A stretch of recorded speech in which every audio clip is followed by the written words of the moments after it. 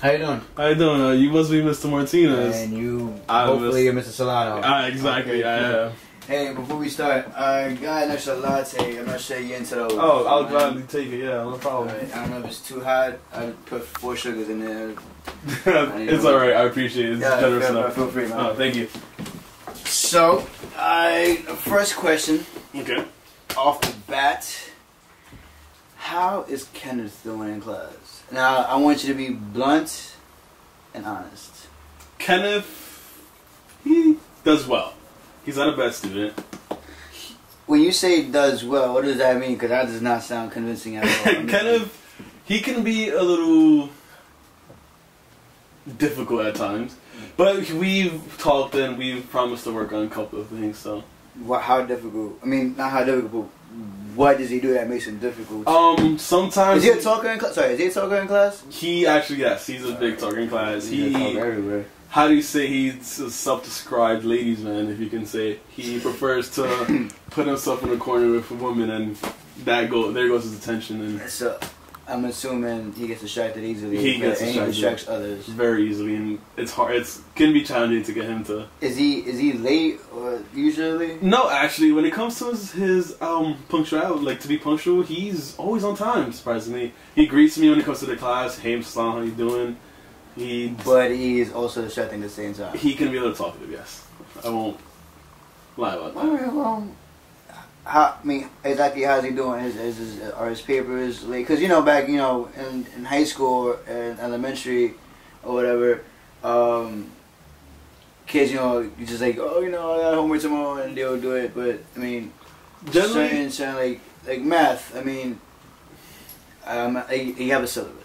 Yes. And then you this is due this day, this day, this day. So it's the child's responsibility. So I have no idea what's going on. So does he get his assignments in? Generally, when it comes to Kenneth's assignments, he's at a 97% when it comes to handing it in. He's missed 2 or 3 assignments, but he generally always hands it in on time. It's quality work. It's not work that he just does just to get it over with, but it's actually quality and it's very thorough. So when it comes to that, I can't complain. He does his work on time. I really do appreciate it. As for his overall standing in the class, at the moment he's at a 88 to 91 range. It ranges from a B plus to A minus. We still have time in the school year left. I know we can push it to an A, and we've talked about it because I know I want him to succeed and he wants to succeed, even though he can be a little talkative. But we have enough time to work on it. When you first came into your class? Yes. To now, the time from when we first started to now. Has he, I guess you can say, not increased or decreased, that wouldn't make sense, but... Has it gotten better? Yeah, has it gotten better or worse, lazier? Gotten progressively better. I can't complain. At first he was, how do you say, not really interested into the class, but as he starts to get the material, get the hang of certain lessons that we've done. For example, when it comes to factoring, he's been actually paying attention. He does well. He's a good student. I won't lie, he's a good student. All right. So he just took an exam recently or something? Well, it was a standardized test. Okay. The results, they've come in, and I assume you're having trouble understanding the standardized test. Yeah, man, the math was no problem. Give me some next set up my. Yeah, go ahead, feel free, man. Thank you. Oh man. Okay, so any specific topics and areas that you want me to answer your questions about, Mr. Martinez? The score is called a skill score, right? Yes. All right. I guess I have some kind of idea of what that is, but I'm gonna assume my child's performance is based on that skill score. Right? Yes, it is. Okay.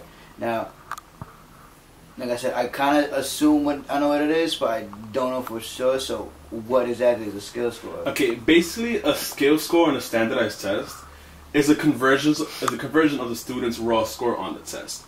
It allows test administrators to compare scores between students, since the scale scores compare the results of a student's test over a period of time.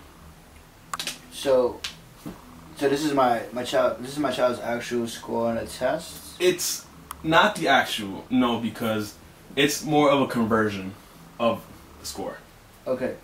So according to what's my child's performance level? It's currently a 2. So So okay, so seeing that as a 2, what does that mean for his performance level? Like, basically, it means that your child, he meets the basic standard. It means that your child demonstrates partial understanding of the mathematics content expected at this level. Okay, so I know I read here that it measures my child's ability on several areas called strands. Yes. Do me a favor, and what exactly is a strand? Like, Okay. A strand basically are there subcategories that make up a content area. For example, your child is asked to add and subtract 2 integers, translate numbers from scientific notation to standard form. Okay. Now, can you give me an example of the kind of questions my child answered? Oh, for example, one category was algebra. He was asked questions that had to do with subtracting monomials with exponents of 1, in which a child had to solve simple proportions within context. And for example, another category was geometry, and he was asked to answer questions such as calculating the area of basic polygons and graphing a solution set of an inequality. Now, the report mentioned, I'm not sure, I'm pretty sure it's an acronym, but I'm calling it SPI. SPI? SPI. Yes. What does that mean? SPI basically is the percentage error of the test. And is that my child's scale score or no? No, it's a scale score and SPI is different. An SPI measures the questions your child could have answered correctly. So, let's say, an SPI, let's say he scores a 99. Does that mean he got 99% of the test correct? Or? No, it does not mean. It means hypothetically that your child could have got it anywhere from an 88 to an 89. So, 88 to 89. You say 88 to 89. A target range of 88 to 89. So, that's a target range, or what specifically? Wait, is that an example of a target range, or what exactly? I don't know what's a target range. And all right, an SPI target range shows the ranges of possible scores your child could have achieved. And how does that relate against my child's SPI? It relates because it shows the possible outcome of points that your child could have scored. Okay. Now, I recently took a look at my child's report card from last year, a report from last year. Mm-hmm. When I looked, I looked at the 2 most recent reports, and I see that my child's performance in some strands has dramatically changed. Are these real changes? Should I be worried or something, or no? No, they are real changes because they demonstrate the progression of your child throughout the year. Doesn't the way the test is constructed impact how my child performs? It can because of the way the questions are asked, but usually the questioning is concise and clear, so there's really nothing to worry about. So, what was last year's test like, and how might have shaped Kenneth's score? It was similar, as in they asked questions about the same categories, but generally just different questions. Now, I'm pretty sure any parent would feel the same as far as the child and the rest of the classroom. Something natural.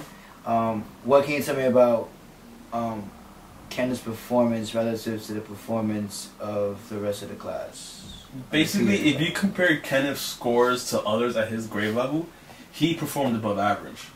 He did well taking into consideration others at his grade level in other classes. Now, you said above average. Is there specific areas that he did well on? Oh, Kenneth actually did very well in the statistics and probability category, geometry and algebra as well. Okay. Are there any areas that he didn't do as well on? Basically, he can use help in measurement and number sense and operation categories. But we have numerous after-school programs that can actually help him. So, should I trust this information about Kenneth? You should, to a certain extent. None of these tests are foolproof. They all have some kind of error in the way that some of the questions just worded very hard, differently.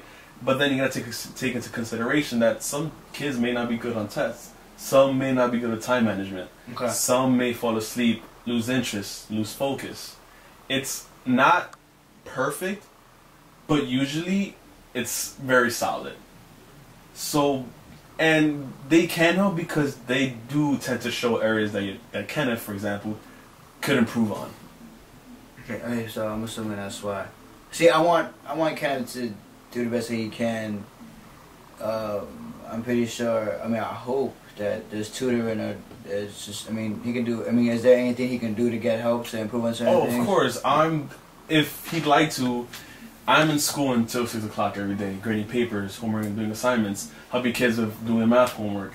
I'm there until late. There's 12 other teachers in the math department. If anything, he can stay with us, do homework, and if he doesn't feel comfortable with me, he can do homework with somebody else. They can help him. Plus, we have programs such as test prep. You know, for example, there's clubs, algebra clubs, clubs that do math clubs, and it's like we can all really help him if he does decide to stay. Math clubs. You said it's yourself and 12 other professors. Yes. Do you have, like, it's like, I'm not sure if you have a physical copy of, well, before I assume that, is there any possibility to get a copy of the schedules of each professor? Oh, gladly. I'll email it to you when I see it. Okay, yeah, great.